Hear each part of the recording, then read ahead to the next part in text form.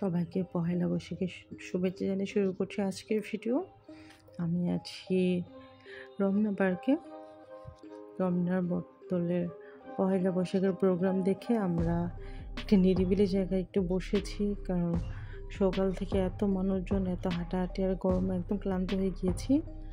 এখন রমনা পার্কের এক পাশে বসে আমরা একটু রেস্ট নিচ্ছি। সবাই সবার মতো করে পয়লা বৈশাখ এনজয় করছে। আমাদের সকালের জার্নি শুরু হয় সকাল 9টা থেকে।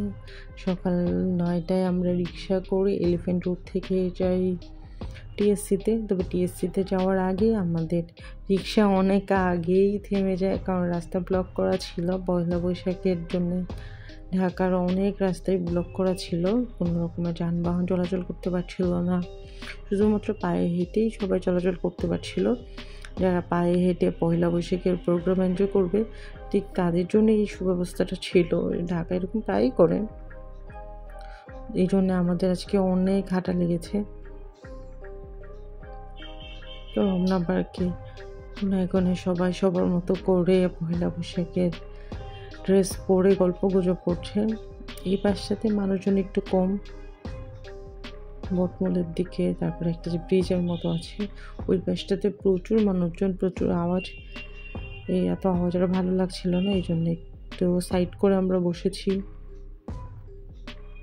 এই পাশটা একটু ঠান্ডা, কারণ মানুষজন যেখানে বেশি ওখানে আসলে গরমটাও বেশি। সাধারণত পহেলা বৈশাখে আসলে গরম থাকেই যথারীতি, ওই দিনও গরম ছিল। তো ভাগ্যের বৃষ্টি ছিল না, কারণ এর আগে অনেক পহেলা বৈশাখে প্রচণ্ড বৃষ্টি ছিল।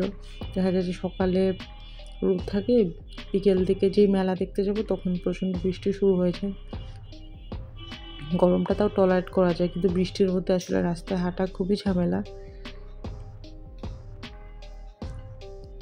এখানে আবার কয়েকজন টুল নিয়েও বসেছে।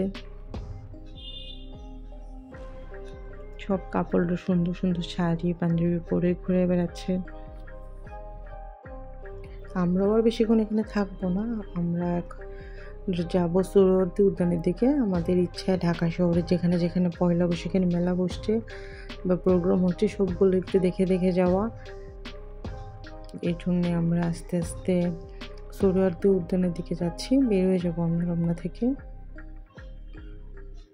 তো একটা ভালোই লাগছে, চারদিকে মানুষজন সুন্দর সুন্দর ড্রেস পরে ঘুরে বেড়াচ্ছে।